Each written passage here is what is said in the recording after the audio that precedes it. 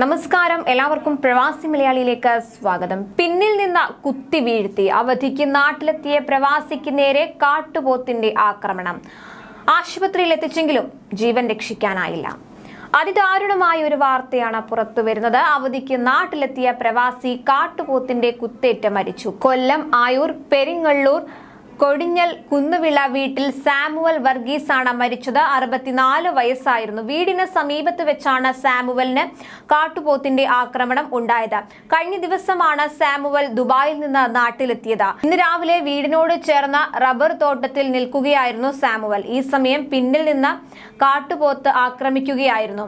ആക്രമണത്തിൽ ഗുരുതരമായി പരിക്കേറ്റ സാമുവലിനെ ഉടൻ തന്നെ സ്വകാര്യ ആശുപത്രിയിൽ എത്തിച്ചെങ്കിലും ജീവൻ രക്ഷിക്കാനായിരുന്നില്ല.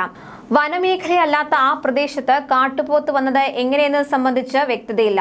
സംഭവത്തെ തുടർന്ന് ഓടിക്കൂടിയ നാട്ടുകാർ കാട്ടുപോത്തിനെ ഓടിക്കുകയും റോഡിലൂടെ ഓടുന്ന സമയം റോഡിൽ നിന്നും കാട്ടുപോത്ത് താഴ്ചയിലേക്ക് വീണ് ചത്തുവെന്നുമാണ് റിപ്പോർട്ട്. തുടർന്ന് ഫോറസ്റ്റ് ഉദ്യോഗസ്ഥരും പോലീസും സ്ഥലത്തെത്തി പോത്തിന്റെ പോസ്റ്റ്മോർട്ടം നടപടികൾ സ്വീകരിച്ചു വരികയാണെന്നാണ് റിപ്പോർട്ട്.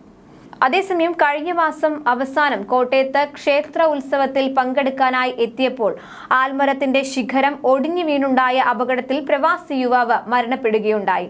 പൂവം കണിയാമ്പറമ്പിൽ സതീഷിന്റെ മകൻ സബിൻ ആണ് മരിച്ചത്. 32 വയസ്സായിരുന്നു. വിദേശത്ത് നിന്ന് നാട്ടിലെത്തി മണിക്കൂറുകൾ മാത്രം പിന്നിടുമ്പോഴായിരുന്നു ഈ അപകടം സംഭവിച്ചത്.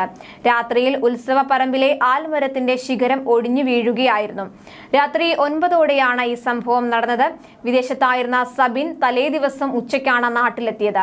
പൂവം SNDP ക്ഷേത്രത്തിലെ ഉത്സവത്തോടനുബന്ധിച്ച് നടന്ന താലപ്പൊലി ഘോഷയാത്ര ക്ഷേത്രത്തിലേക്ക് എത്തിയപ്പോൾ സമീപത്തെ ആൽമരത്തിന്റെ വലിയ ശിഖരം ഒടിഞ്ഞു വീഴുകയായിരുന്നു. ആളുകൾ ഇതിന് അടിയിൽപ്പെടുകയുമായിരുന്നു. അപകടത്തിൽ ഒട്ടേറെ പേർക്ക് പരിക്കേൽക്കുകയും ചെയ്തിരുന്നു. പൂവം പ്രദേശത്തെ വൈദ്യുത പോസ്റ്റുകൾ ഒടിയുകയും ലൈനിൽ കേടുപാടുകൾ സംഭവിക്കുകയും ചെയ്തു. ചിലർക്ക് വൈദ്യുതാഘാതമേറ്റതായും നാട്ടുകാർ പറഞ്ഞു. വിദേശത്ത് നിന്നെത്തി മണിക്കൂറുകൾക്കകം പ്രവാസി യുവാവ് വിട പറഞ്ഞത് ആർക്കും പെട്ടെന്ന് ഉൾക്കൊള്ളാനായിരുന്നില്ല.